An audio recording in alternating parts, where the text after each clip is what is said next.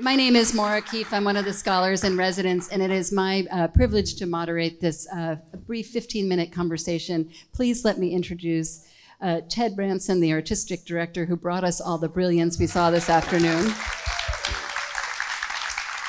And then two of the dancers have agreed to join us even after their hard work today, Riho, Sakomoto, and Joseph Massarelli. And I mean it for real that this is a beautiful program. I feel like we really get introduced to the breadth of what the company can do, all with gorgeous dancing. And so, Ted, could you start off by telling us a little bit about when you were thinking about making your Pillow premiere, what you thought our audiences should see, and how it helped you select the works for today? Well, it was really a conversation also with Pam Tachi. About what could we bring. We wanted to bring something that showed the variety of repertoire that the company performs. Hans Vermanen was very important because that's someone who is a resident choreographer with us, whose work is being done all over the world. He has made over 160 ballets and more than 60 companies do him, but he's ours in a way.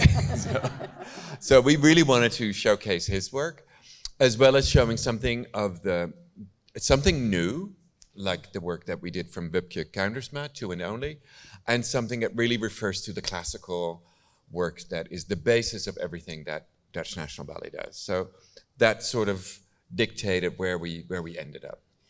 Could you say something about, Wubke is you call her a young creative associate. That's the second piece on the program, the duet for the two men. Could you say something about what the commission was or what you charged her with making for the company?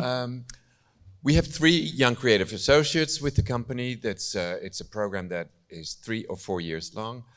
Wubke is one of them. Her background is contemporary dance. She did not work within our company before, but she had created something for our dancers at one point that made it interesting to commission her more works. In this case, I said, I want you to do something not too long. And then she came up and I said, I know this singer-songwriter and I think you might like each other. And Michael Benjamin is a young American-Dutch singer-songwriter who she liked, and they met and they hit it off. And she said to me, I'm going to do something for 2 men. I said, okay.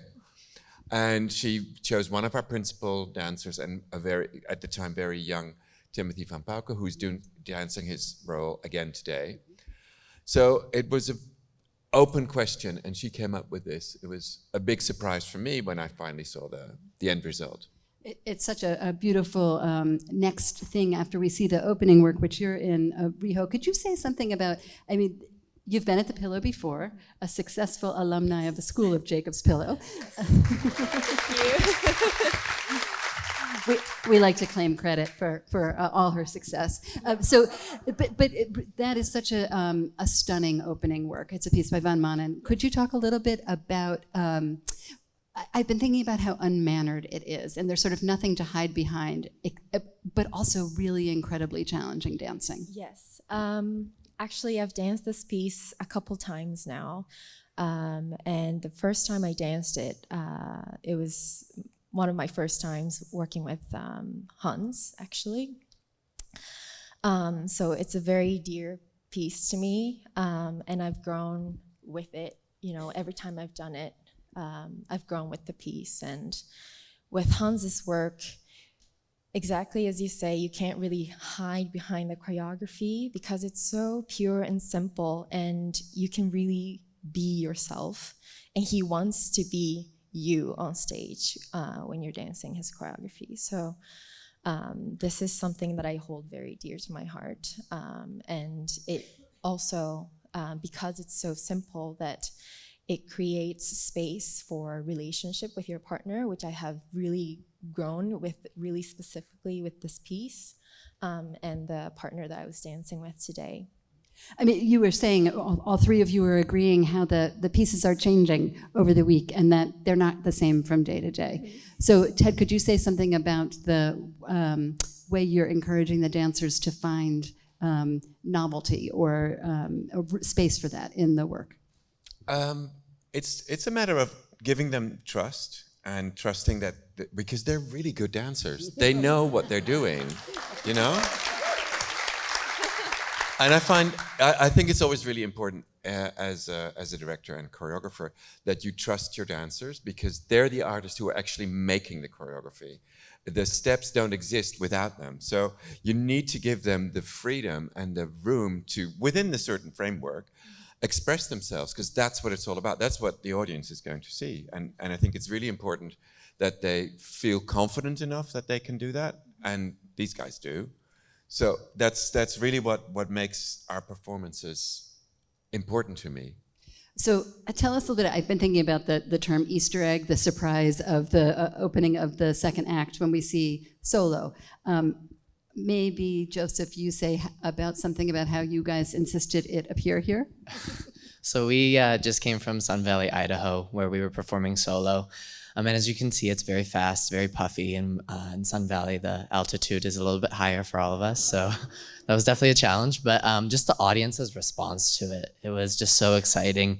We were in an open-air theater, so you can really see everybody's faces and just the joy on everybody's face. It makes it so much more enjoyable. So then after the last show, we went to Ted and Rochelle and we're like, so can we maybe do this in Jacob's Pillow? And they were like, well, we'll have to think about it. You know, we want to make sure that it still fits in with the program. And luckily it ended up working out for us. And we're so glad that it did. Ted, do you want to say something about what made you think, yeah, there's room? Well, because it's such a wonderful piece. We did this in Amsterdam as well a few weeks ago, when we were rehearsing with William Forsythe. We did a full William Forsythe program, of which Vertiginous Thrill was one of the pieces. And one day we were preparing for a gala, and these three guys were rehearsing it, and Bill was, wow, you guys are amazing. So if one of the greatest choreographers in the world is so complimentary, I was like, okay, we have to take this to heart. And when these guys came with their request, I was like, isn't that wonderful? That dancers say, can we please do something more? Can we please give something extra to the audience here in Jacob's Pillow? And we thought it really fit within the framework of the program, and also within the framework of the festival. I mean, this theater was built by Ted Shawn and his men's dance, and what better tribute than this piece, and by these dancers. I have to ask you about the Forsythe. You call him Bill. I'm gonna stick with the Forsythe. It's wild to me that he came in and did the staging and that he's not just letting you all figure it out with your amazingly talented artistic staff, but he came in to do the work. Could you talk a little bit about the changes that he embedded in the work, different from how he made it in '96? Bill was with us for about a month, I think. We did a full program with 3 different works, and it was really great that he came to work with all of the dancers, and it really changed things for all of the company, I think. They're all nodding yes. And in Vertiginous, originally this was made for 3 female principal dancers and 2 male principal dancers, and the female principal dancers all got injured. So he replaced them with girls from the corps, with younger dancers.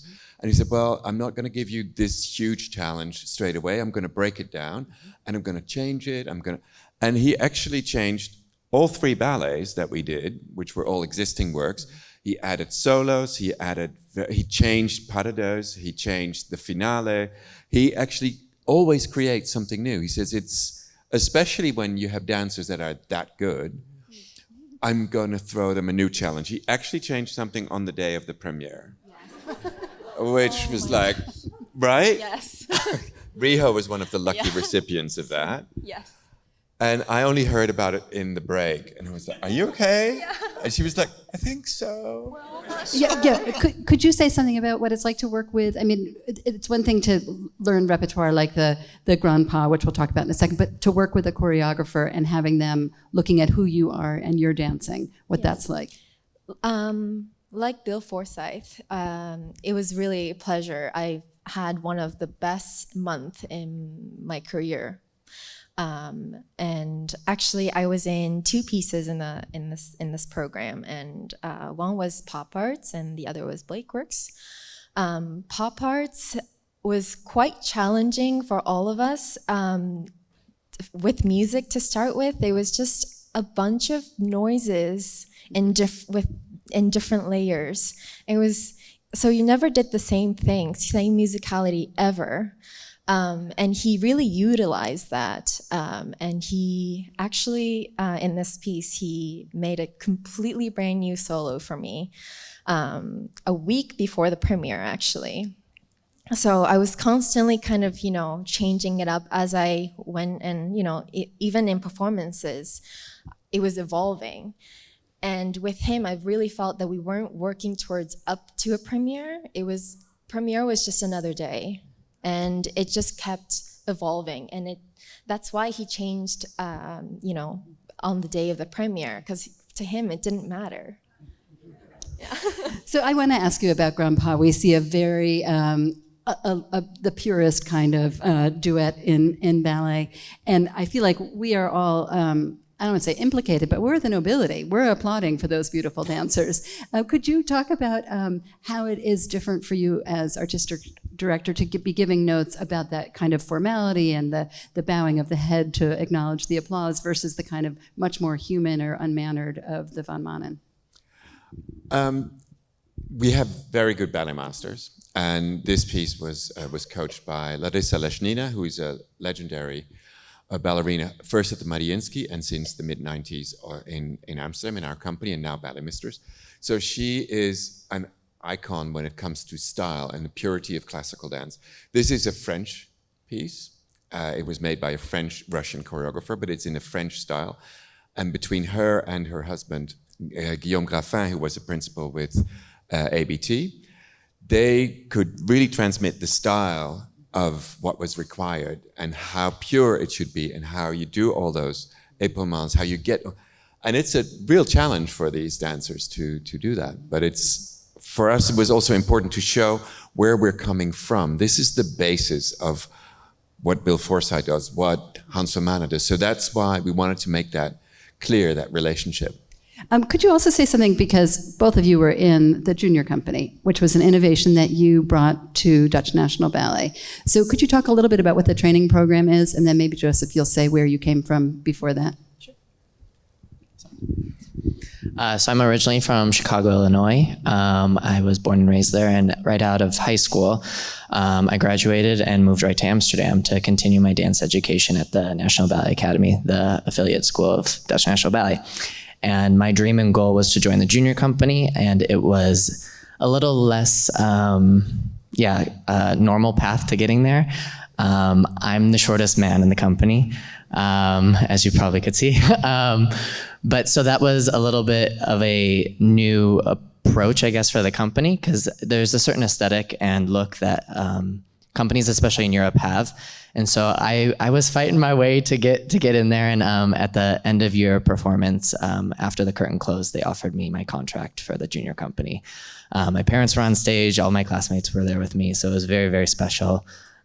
So yeah, it was a little less normal path, but it ended up working out. So why did you know that the company needed a junior company as a transition kind of opportunity?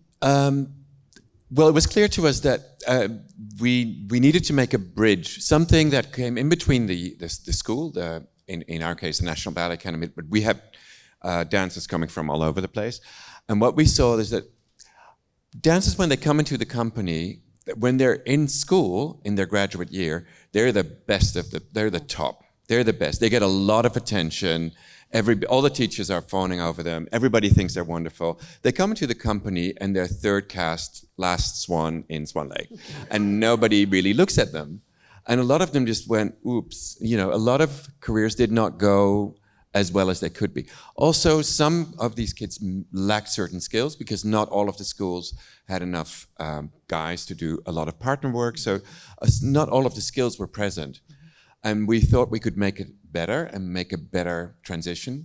The junior company, which we started 10 years ago, offers that possibility. The dancers have their own program in the junior company.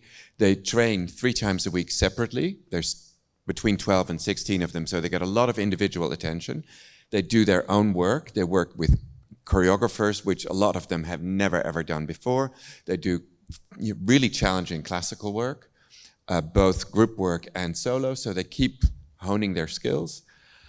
But they also work 3 times a week. They do class with the main company and they do all the big productions with us. So they get, in a way, the best of both worlds. They work very hard and they have their own tours. Our junior company just returned a couple of days ago from a tour to Indonesia, where they were while we were in the United States. So they get to see the world as well. And by now, 60% of our dancers came through the junior company. So we're creating our own, raising our own talent in a way. Great. I'm going to ask one more question about Van Manen, because I want to close my questions with the 5 tangos. And in particular, I mean, beautiful work. And as I learned from an interview with you that I saw online, that Van Manen heard Piazzolla in the former West Berlin and then introduced the music to the Netherlands. But it's also, I mean, it's a great opportunity for us to see an ensemble work. But I particularly want to ask about the section with the, I think it's the second one, if I'm counting correctly, the 1 woman and the 6 men. Because one of the things I find striking about that is we don't often see men in ballet companies dancing in unison. Like we think of the corps de ballet and those are the women, they're the swans. But this is unusual to see the men in that kind of role. Could you talk a little bit about that? Well, the piece is called, the music of that piece is called Mort, Death. And he told the dancer also, you are the strongest and you are surrounded by all these men who want you, but you are also dangerous. You're also death. And I think what he wanted to do is do something very different indeed. He had a specific principal dancer on whom he created this. I was not part of the creation. It was actually one of the, well, probably the first ballet of Hans van Manen that I saw when I was 17. And it made a huge impression on me, and it still does. And I think the isolated female figure with the group of men is a very strong and powerful image. And it also, it both elevates the role and the strength of the female dancer in that particular case. And also, I think it's great to see men working together, dancing together. In this program, we actually see our men featured quite well. And it's because also we have a really strong contingent of men in the company. Okay, seriously, last question. Favorite dance that you on the program for today only? Nobody's going to quote you. I'm asking everybody, so you got time to prepare. As difficult as that is, I guess I'd have to say Variations for Two Couples. Definitely my favorite. I think there's a simplicity, the music. I mean, obviously watching these dancers that do it, as you know, I get to watch them dance all the time, but every time I watch them, I'm just like, what? How is that possible? So yeah, definitely Variations for Two Couples. I'm gonna have to say Solo because you're in it, Joey. And 2 of my favorite colleagues as well. And they're all very featured in their own way, and their, you know, personality really comes out. And it's a bit comedic sometimes, I think. So I always love watching Solo. Ted, what are you going to say? I'm going to say I have no favorites among my children. How would you answer that? Who's your favorite kid? No, you can't say that. I love this program. I love all of the different works, and I really love our company. I love all of these dancers. I'm really proud to work with them. And that's why he's the boss, right? So if you want to hear more about Van Manen, come tomorrow afternoon to the Pillow Talk. We'll show a documentary, and then Ted and Rochelle and I will be having a conversation about some of the nuances in there. Thank you so much for your beautiful work, and come back this weekend if you can and see some more. Thank you.